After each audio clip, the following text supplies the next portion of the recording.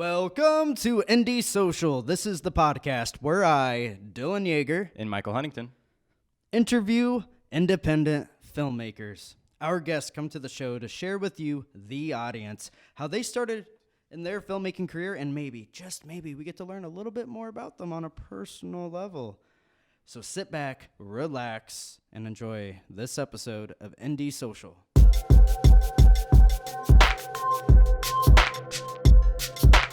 Our guest today is an award-winning actor. This man will travel across America on his motorcycle to film and is not afraid to take on any dark roles. You've seen him in the films Splatter, Love, Honor, and Paintball, Finding John Smith, Drop Gun, Don't Move, and Morris. I can promise you, you will never meet anyone else like this guy. Ladies and gentlemen, Scott Blow. How you doing? Well, I'm doing all right. I think, Well, thanks for coming, Scott. Thanks for having me, Michael. Yeah, absolutely. Yeah. So Dylan, thanks.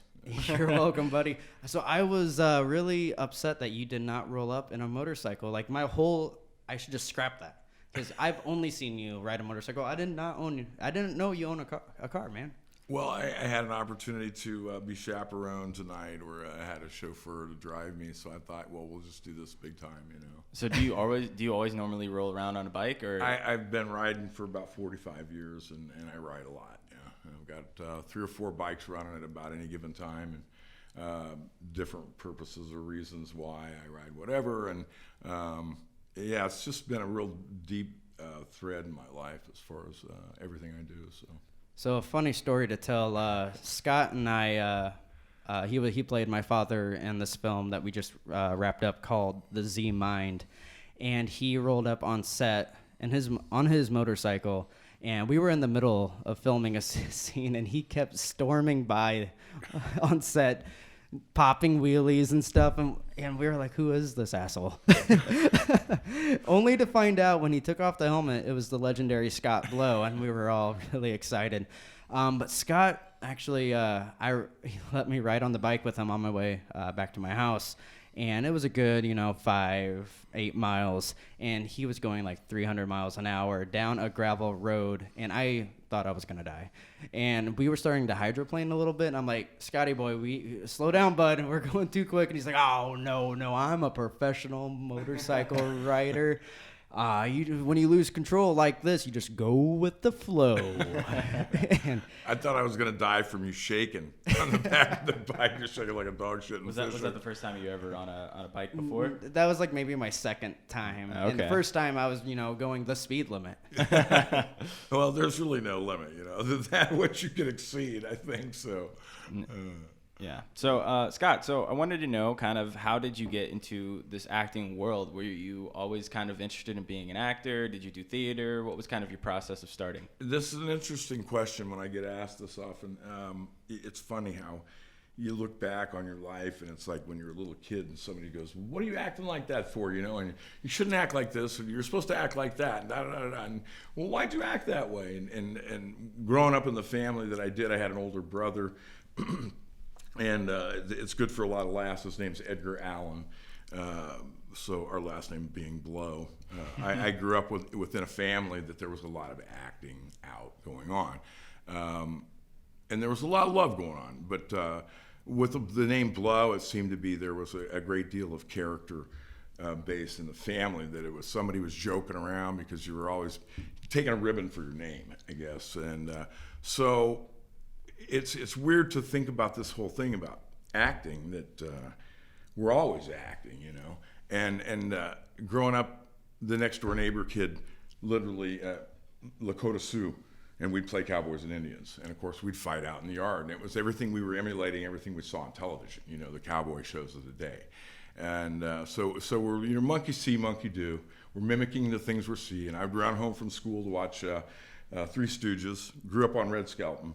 And it wasn't something I thought of wanting to go do per se, like being in film, but I love traveling. I've always enjoyed meeting people. And there was a trip I took to Holland, to Amsterdam in 1993, and I met a young man that, as it turned out, had grown up in the world of acting in Hollywood, and so on and so forth, New York. traveled the world. He'd said, he goes, "You race motorcycles?" And I'm like, "You write for High Times magazine?" Because he was doing a bit in the magazine at the time. And as it turned out, he had been acting for real. I believe, if I know the story correctly, Mark had been on the set of Full Metal Jacket. There was a connection with Kubrick there. But either way, after knowing him for 10 years, and Mark had done some film work, and I said, "You know what, if you ever do another film," I said, "I want to be the guy in the background scratching my balls and picking my nose." And he goes, "I'm going to have you hanging out of a helicopter shot dead from 500 feet in the air." He did a film school project, and just my kind of general MO, or my way of being, was racing bikes, boxing, being a bouncer, wrestler, just an all-around farm boy, if you will. I thought, it would be cool to get to do some stunt work if I had a chance. But I just happened to meet the right person at the right time that offered me an opportunity to be a character in his film school project. And then that led to another project only 2 months later, which led to another project a year later, which has led to like 20-some things to date, and a great network of people that I've come in contact with. So have a lot of the films you've been in Iowa here? Yes, for the most part, virtually everything has been. But I did, the first film was actually shot in Sedona, Arizona. At the time, it was Zach Gordon Independent Filmmaker Institute. I don't believe that's the name of it anymore. I did a film in Mississippi that was a Civil War documentary. And then everything else has been local.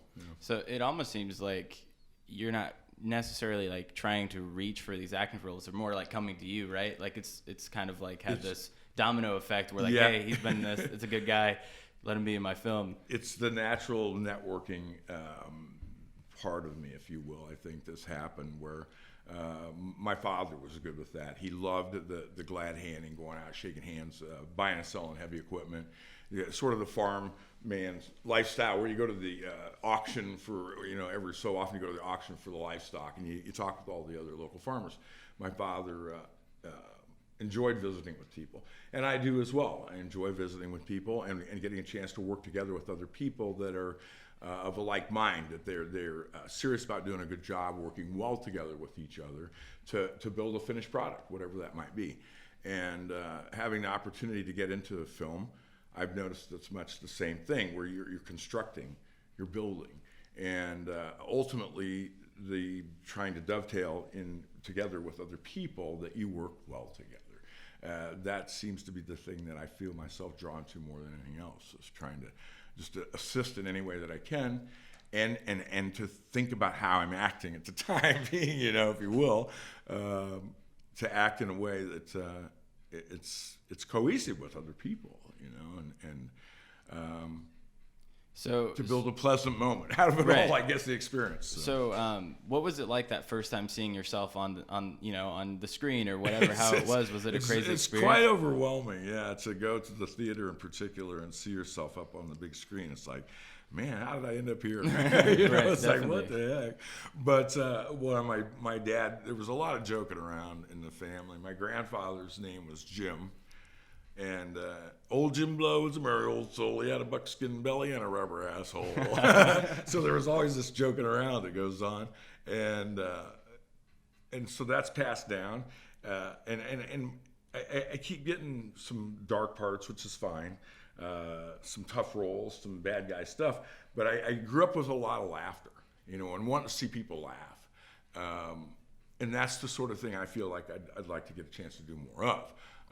But I also enjoy getting a chance to do things that gets people to think, or possibly to dig inside themselves and ask questions. And I think that definitely resonates with your guys' film, Morris. Yeah. So how was it like working together for the first time? Did you guys know each other before filming Morris, or was that you just showed up on set and like, hey, this is my acting partner? Well, Scott Blow got casted on the same way I did.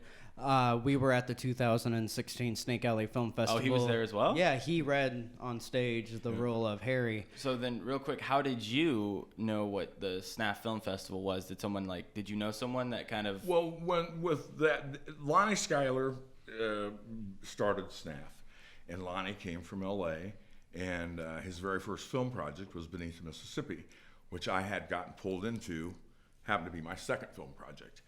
And I earned an associate producer credit on that film. prop master, I don't know what all else extra. But when it was over with, Lonnie said, he goes, you know what, if you wouldn't have come along, he goes, I don't think we'd have made this movie. And so it was one of those, I was able to facilitate certain things that just was kind of a hands-on sort of gentleman, whatever person could do. Can you get this for us? Can you get that for us? Do you know anybody that could you get us some birds? We want to do a scene with some birds, and I was able to get some pheasants for the scene. We need a boat. I was able to get a boat. And just to be able to help out, to help facilitate putting together the project throughout the end. If it was to go set up a set or pick up trash. I mean, it was like, here was an opportunity to be a part of something that I never dreamed I'd ever get to be a part of, and that was work in film. So he ended up kind of bringing you into that screenplay, or the screenplay that Michael Helgens wrote was Morris, right? And then... Well, with Lonnie starting Snaff, and that just having that network again of having worked together before, and having done... My first two films were like 3 months apart, and Beneath the Mississippi being number 2, when it was over with, we shot film for 30 days, and we were out on the Mississippi using it as a natural set. But when it was all over with, Lonnie told me, he goes, if you wouldn't have come along, I don't think we'd have made this film. And I said, I want to do this stuff again. I said, I want to do this kind of work some more, if there's something to do. And again, growing up on the farm, my father was always, keep your eye out for what needs to be done. If you see something needs to be done, go do it. On construction sites with my dad, same sort of thing. You're looking for what needs to get done, and not being afraid to get your hands dirty or do something that somebody else doesn't want to do because maybe it isn't glamorous, let's say, but it has to be done. Like take out the trash, or build something, or tow a car, whatever. So just having that opportunity to get inside the door and take part in a project, if you will, and then establishing that I would like to work well together with other people. So a Snaff comes along, and I had done a thing that was called Drop Gun, and Lonnie put that together, and it was in 2007. He goes, I got a really dark part. He goes, there's really no lines, but you're going to play this really bad guy. So he did these scenes, and that was one of the things that became recognized by some other people. And JoJo Monkey contacted me for this part. For Morris, and she goes, Scott, we talk about her a lot on the show. It is insane how many people JoJo has connected. Oh, that's amazing. We keep finding this out every person we interview. She's had a big part. That's the whole idea, the whole connection of everything. That's the beautiful thing. It is. It's fantastic. And so she goes, we got a really dark part. You want to read? And I went, sure. It's just like that. Because again, here's another opportunity to step up and try to do something. And I had no clue what it was, and I got it, and I looked at it, and I was like, This is definitely something I've never tried to do before. and I don't really mean to try to joke about things, but I'm like, well, cannibalism is really dark. I'm like, and not to say that this isn't, but I actually had an opportunity that someone was doing a screenplay where there would be cannibalism. And it's not to be laughed at, I guess, but not to be afraid to get up there and do the imaginary, if you will, to act it out. And it's such an important movie, as well. Exactly. It's and did Michael cast you for that role that day, or? Well, no. I think what happened was I told him, I said, as we went through he went through the Q&A after we had done the reading. If I recall correctly, they said, "Is this about your life?" He said, "Yes, it's about my life." And do you hope to turn it into film? Yes, I hope to turn it into film someday. How Michael speaks, very low and very soft. And so then, who would you like to have to act out the characters? He goes, well, everyone that read here today could have the character that they read for if they'd like. And I said, well, I'd be real happy to if you film this to take the part. Again, you hear about some people, that's their step up or their step in to actually getting some work. They'll take the part that other people wouldn't. And that Morris is what put me on the map. Absolutely. If it wasn't for Morris, I would not be here right now. But and I remember something I like to joke about is you came up to me after the table read for Morris, and we started talking for the first time, and I instantly thought you were Harrison Ford. You look, for everybody who hasn't met Scott Blow yet, he is a spitting image of Harrison Ford, and he sounds like Jeff Goldblum, and acts like Jeff Goldblum, and talks like Jeff Goldblum. I mean, it's crazy. So I recommend I recommend everybody to listen to a Jeff Goldblum podcast after this. And but yeah, you and I met that day, and it's just crazy.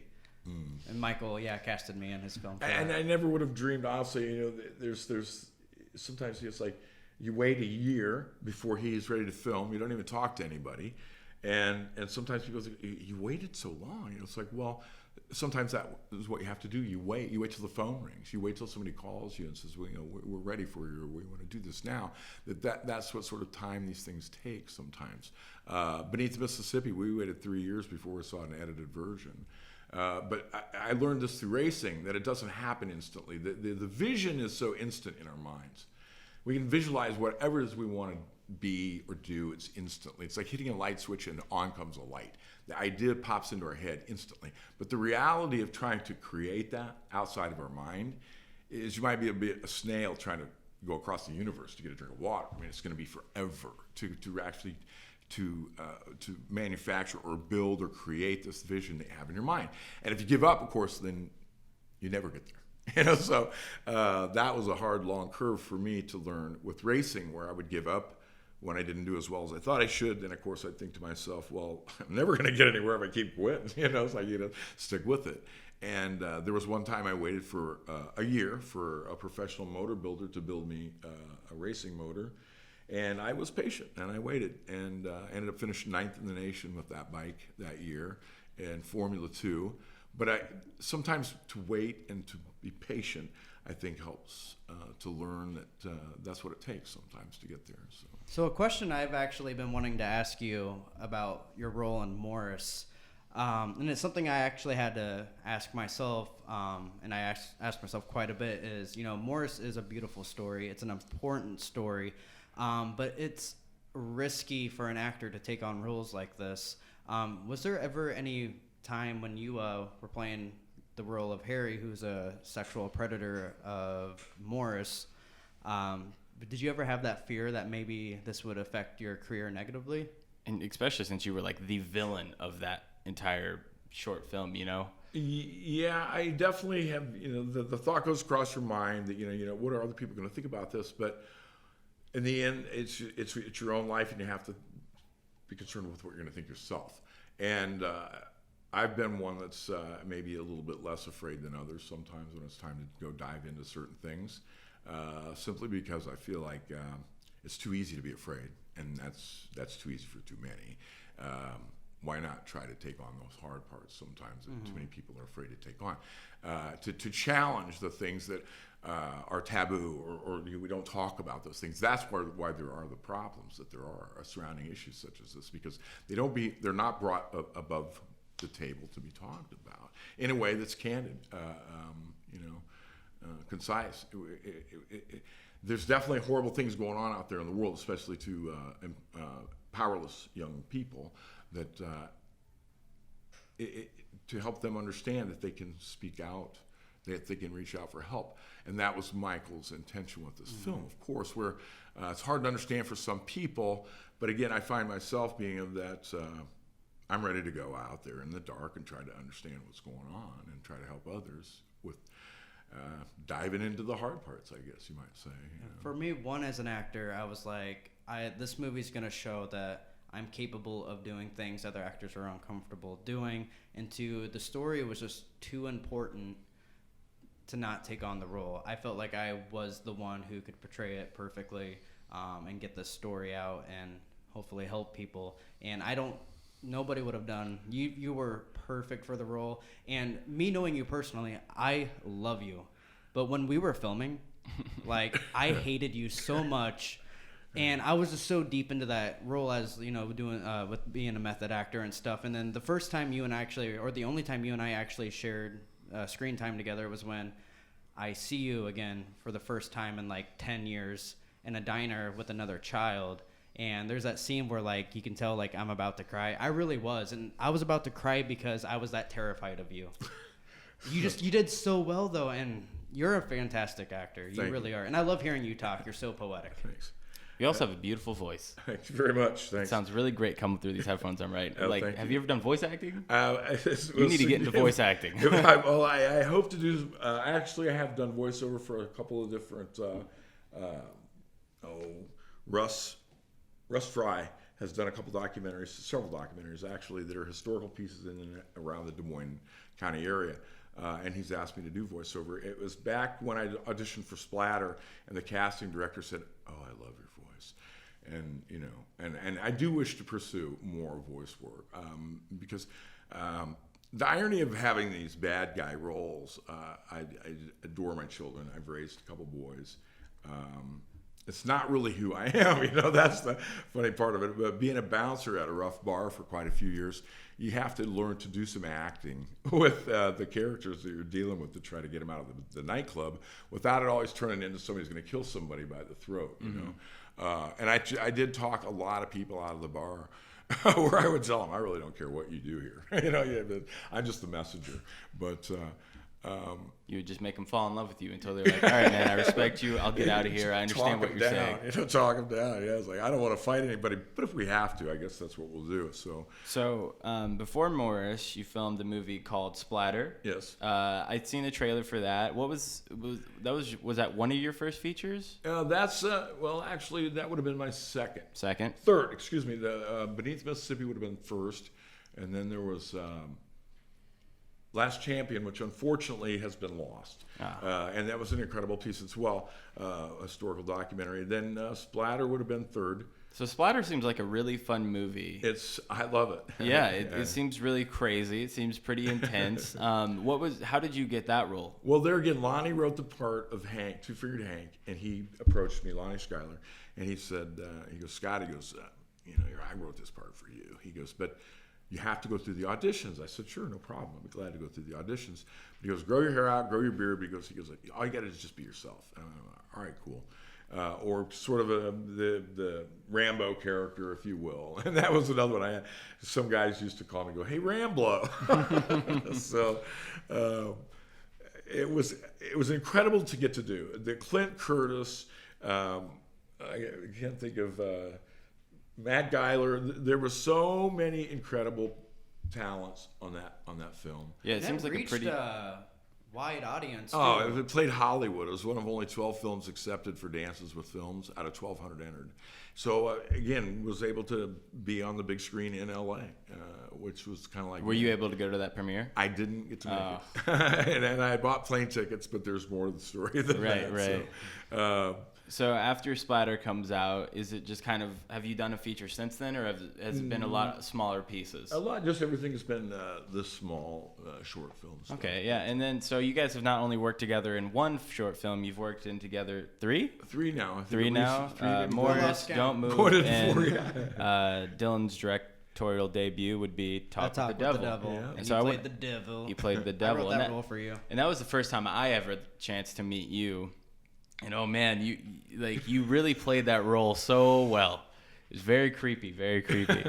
So Dylan did a great job at casting you in that, and this has been an exciting time, and it's remarkable. It's kind of like throwing out the marbles or the ships, however they say it. I just remembered there's actually a couple times you almost made me cry. We starred side by side and Don't Move. I was the convict that held you hostage. And there's a scene where you like slam me against the wall, break a beer bottle, and hold it to my neck. I thought he was gonna kill me. Was it a real beer bottle? Yeah. Oh my gosh. Yeah, we don't, when you got a low to no budget, you got to make do with what you got. Prop. Safety first, everybody.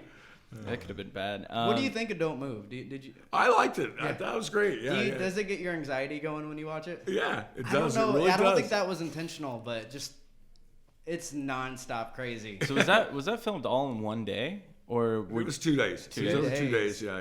And it was like late November, early December, and it was like below freezing out. It was crazy. Yeah, you guys definitely did it during like one of the coldest days in Iowa last year, right? Yeah. I think I might have scared everybody when I was in the basement for Talk with the Devil. I wanted so bad to sink that axe into that table and drag it across the room. I just about lost it. I mean, they're slamming that axe into a bunch of strangers. The only thing that like stopped us from doing it is because my basement ceiling, I didn't realize was so. I'm 5'4". Well, so I mean, I could like jump and everything in it, but you're banging your head on everything and Well, you're lifting up that axe. I had a short handle of the axe, so I didn't hit the ceiling joist. But I picked the wrong piece of material to put into the prop table. The axe wouldn't stick. If you take an axe, you got a piece of a log, right? And it's green, and you boom, and you cannot pull the axe out of that thing. You lift that log up off the ground, and you're not going to pull the axe out. That's what I wanted to do with this table. It's like wham. And then you just drag that table all over all day long, all you wanted, wherever you wanted to go. I thought that would look really cool, but it was a wrong piece of material I put in the middle. And so next thing I know, I'm going, bam, bam. I look like Jack Nicholson off of. I know you really wanted it, man. Oh, I did. I'm like, then I stopped thinking, well, I better calm down. I mean, I got a bunch of people don't really know. I really want to do a Crazy, sequel. man. I really want to do a sequel to A Talk with the Devil, a part 2, and film it right. The issue I had with that movie was I wrote a poem years ago, and that was pretty much the original poem, and I tried turning a poem into a screenplay into a film, and I did not. I skipped the screenplay part, really. So everybody's script was practically my poem, and it didn't flow, but it turned into like a musical piece. It's a very unique film. One of the portrayals you'll see oftentimes is again, it's been done forever. The cartoon of us, or there's a picture of yourself with the devil of you on one shoulder and the angel of you on the other shoulder, and then it's you fighting in your mind. Like, I can do this, I can't do this, I should, I shouldn't. Da da da da. This goes on, and I like to take that as a director you on one shoulder and an actor you on the other shoulder, rather than the devil. Although the devil gets the pick a lot of times, the nod in the world. Like Geraldine, what was it? Flip Wilson, the comedian years ago. The devil made me do it. That was laughing. I maybe wasn't laughing, but that's the sort of thing that I grew up with too. There was so much entertainment on television when I was growing up. David Carradine, Kung Fu. When I was 16 years old, I sat glued to that TV set every week that show came on. And it wasn't until years later that it started to dawn on me the whole purpose of the martial art was to come into control of oneself. More than anything else, it was to learn how to control oneself, to not be in fear, to not be possessive, to not be angry, hateful, controlling, to maintain control over oneself. That's the real hurdle in life, if you will. It's never out there, it's always here. We're inside oneself that we struggle. And the purpose for the martial arts. That's something that's had a lot of influence. I mean, definitely been influenced by film and television in my life. There's Groundhog's Day, I think, is a phenomenal film that demonstrates how one day just bleeds into the next day, which bleeds into the next day. It's basically we do the same thing. We repeat over and over and over and over and over and over. But do we stop once in a while and go, wait a minute, we can do this a little bit different today. You know, and you get people going, huh? They're looking at you like, what? And I grew up with that. I grew up with a brother that was incredibly animated in so many ways, and always wanted to keep you guessing. And this is Edgar Allan Poe. He's a great big devil, but he was a good guy. And my dad again could do this. He could just look at you and just about make you pee your pants, you know. But he was a great guy. He really was so caring and giving and loving. But he could put that look on and you'd be like, whoa. So it's, I guess, been born into me to do that. So you've played the devil, you've played a crazy paintball. What were you, a counselor or something? Well, no, I was actually like a Vietnam vet. And so I was the owner of the paintball field, and I was the Rambo or the guru of sneak into the woods and disappear and manage to take on 6 people at once and tie them all up with your little finger, you know. So you've done all these roles and everything. It's been crazy. Have you ever had like a dream role that you still haven't had the chance to do yet? Is there anything out there that you wish you had? You're notorious on. You don't even have. I don't. Have you ever auditioned in your life? People come to you. I did for Splatter, and it was 1, 2, and 3. That was 3 auditions, and he goes, "You earned it." So that was cool. And I'd be tickled to death to do more auditions. Now, again,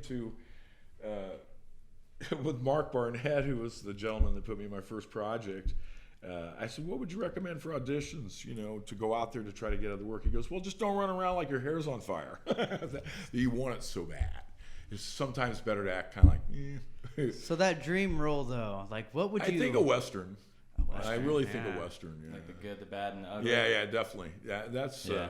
Clint Eastwood,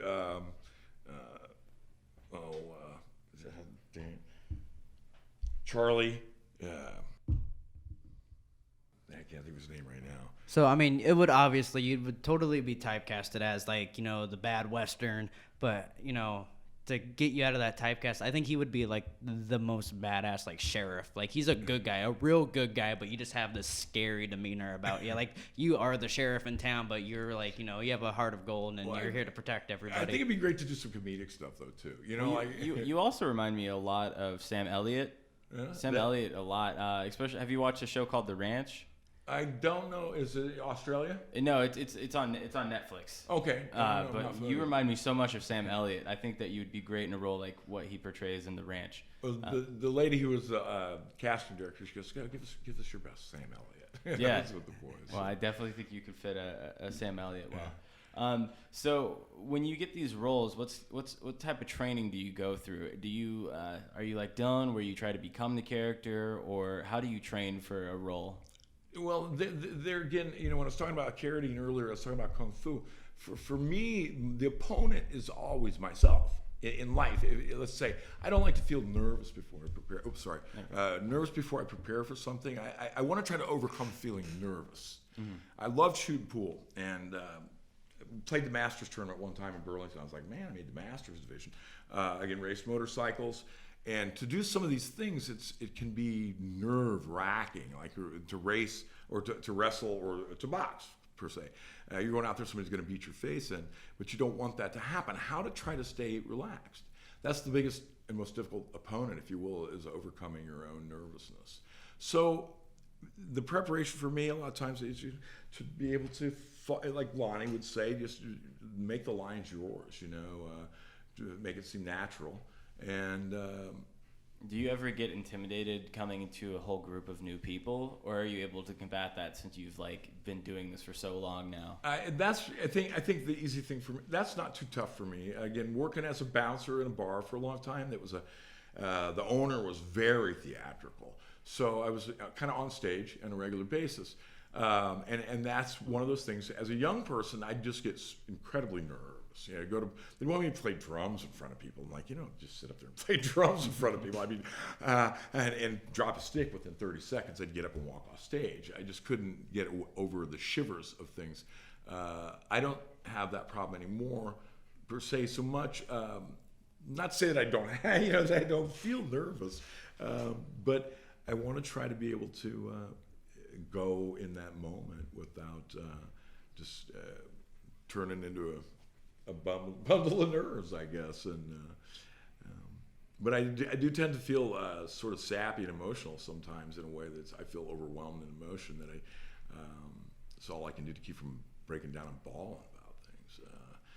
I'm kind of a sap about the whole human condition, if you will. The getting picked on like I did as a kid has had a lot of effect this way.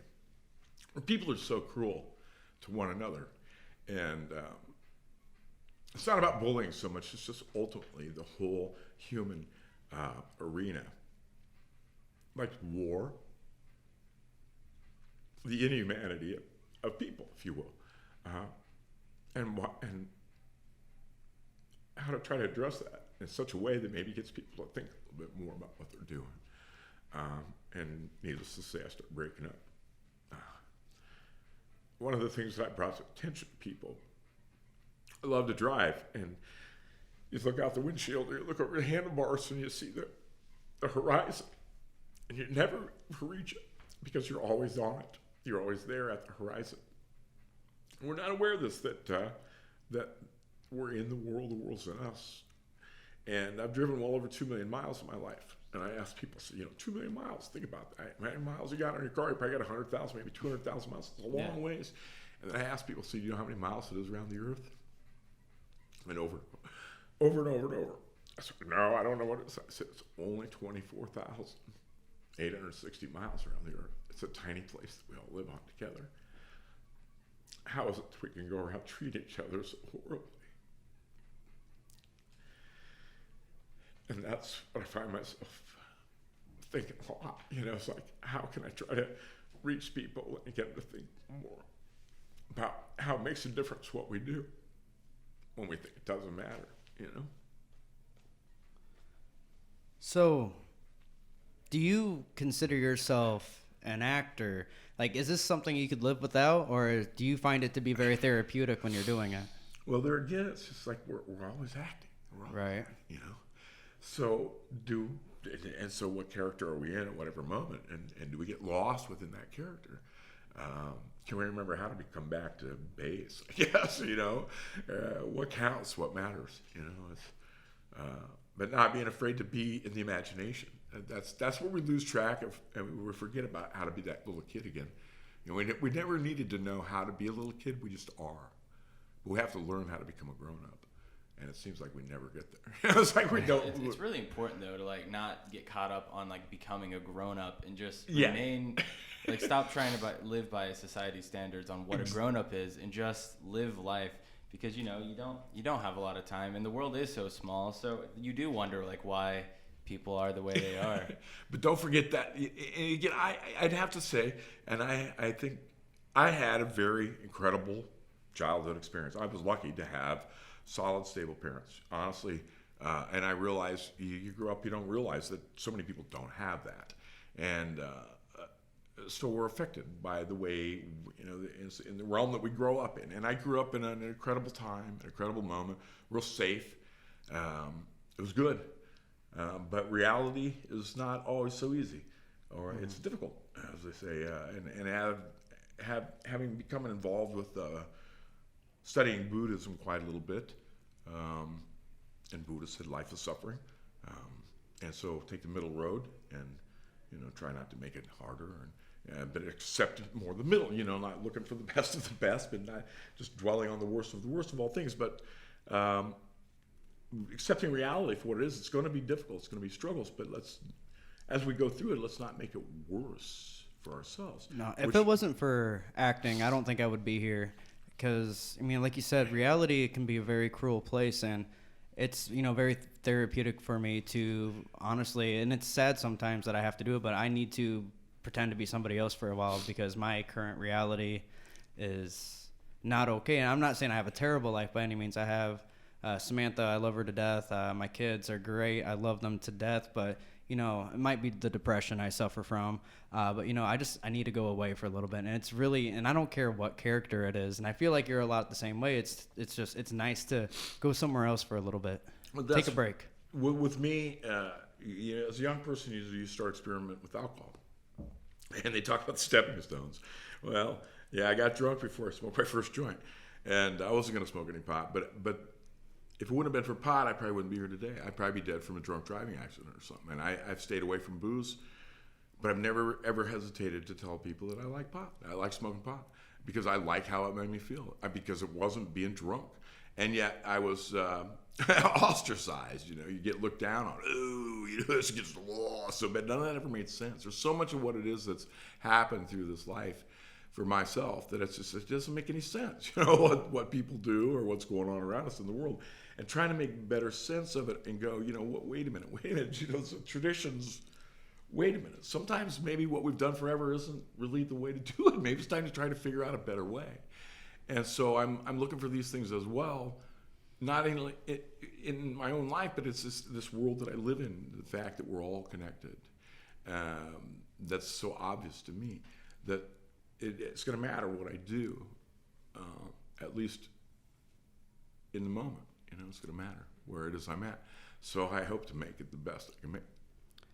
Well, I think you're doing a great job. And Scott, I could talk to you for hours. I love you so much. You're a beautiful person, and I'm really happy to call you my friend.